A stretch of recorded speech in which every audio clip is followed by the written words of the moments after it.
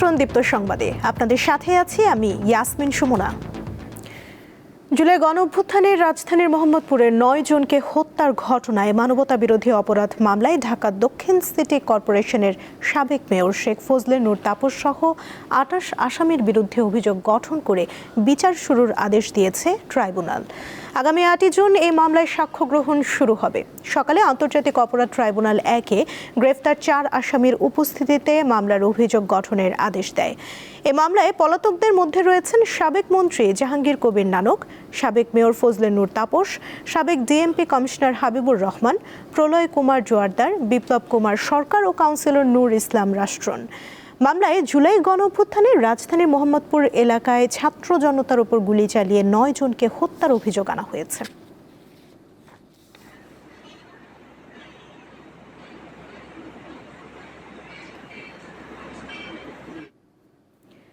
ফ্যাসিবাদী শক্তি যেন আর পুলিশকে ব্যবহার করতে না পারে সে আহ্বান জানিয়েছেন প্রধানমন্ত্রী তারেক রহমান।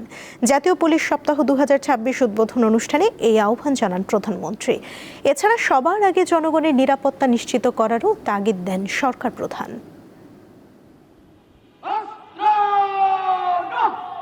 রাজারবাগ পুলিশ লাইন্স মাঠে পুলিশ সপ্তাহ 2026 উদ্বোধন করেন প্রধানমন্ত্রী তারেক রহমান। পরে বার্ষিক প্যারেড অনুষ্ঠানের মধ্য দিয়ে শুরু হয় 4 দিনব্যাপী পুলিশ সপ্তাহ।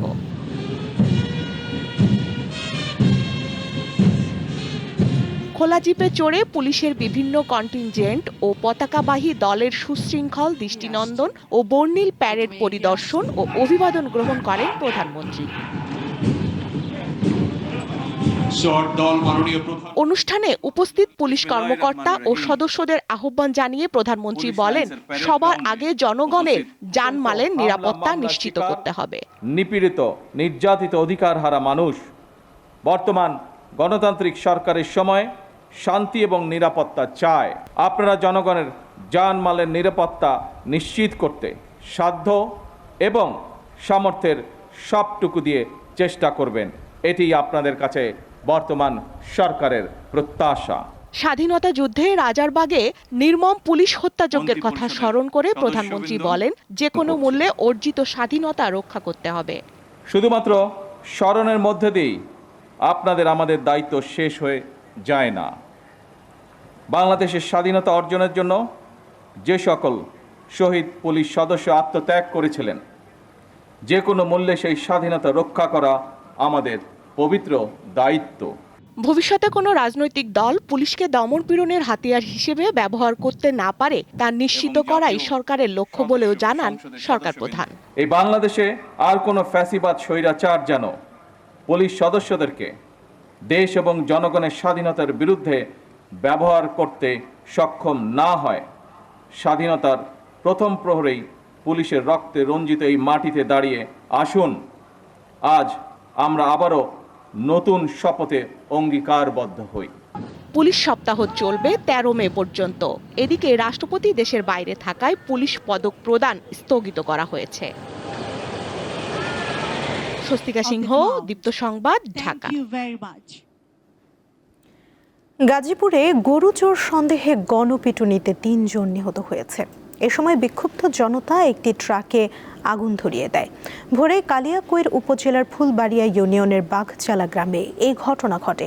স্থানীয়রা জানান, এলাকায় বেশ কয়েকদিন ধরে গরু চুরের ঘটনা বেড়েছে। শনিবার রাতে একদল চোর ট্রাক নিয়ে গরু চুরি করতে আসে বাগমারা এলাকায়। এ সময় এলাকাবাসী এটি বুঝতে পেরে চারদিক দিয়ে তাদের ঘিরে ফেলে। বেশ কয়েকজন পালিয়ে গেলেও 3 জনকে গণধোলাই দেয় এলাকাবাসী। এতে তাদের মৃত্যু হয়। এরপর বিক্ষুব্ধ জনতা চোরদের আনা ট্রাকে আগুন ধরিয়ে দেয়।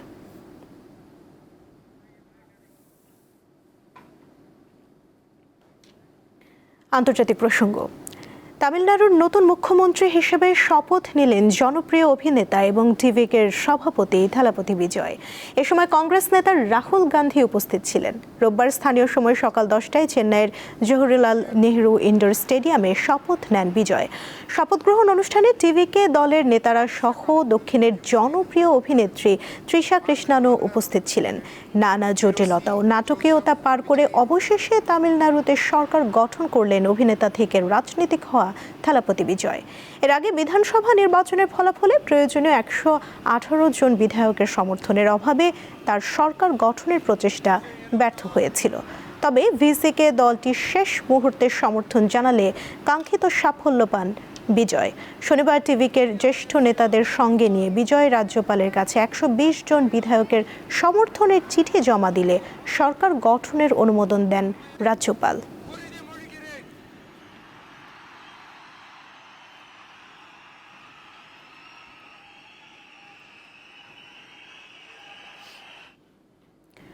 যুদ্ধবিরতি সত্ত্বেও লেবাননে ভয়াবহ হামলা চালাচ্ছে ইসরায়েলি বাহিনী। দেশটির দক্ষিণাঞ্চলে ইসরায়েলি হামলায় 39 জন নিহত হয়েছেন, 3 শিশু সহ আহত হয়েছেন 13 জন। বিবিসি জানিয়েছে, স্থানীয় সময় শনিবার দক্ষিণাঞ্চলের বিভিন্ন স্থানে ব্যাপক হামলা চালায় ইসরায়েল। এছাড়া অঞ্চলটির 9টি গ্রাম থেকে বাসিন্দাদের জোরপূর্বক সরে যেতে সতর্কতা জারি করেছে আইডিএফ। হামলার কথা স্বীকার করে আইডিএফের দাবি, হিজবুল্লাহর বিরুদ্ধে হামলা চালিয়েছে তারা। জড়িত নন এমন বেসামরিক নাগরিকদের ক্ষয়ক্ষতির বিষয়েও তারা অবগত। লেবাননের স্বাস্থ্য মন্ত্রণালয় জানিয়েছে, গত সপ্তাহে দেশজুড়ে ইসরায়েলের অব্যাহত হামলায় নারী, শিশুসহ 120 জনের বেশি মানুষ নিহত হয়েছেন।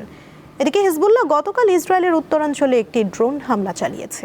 এই হামলায় 3 জন ইসরায়েলি সেনা আহত হয়েছেন বলে জানিয়েছে আইডিএফ।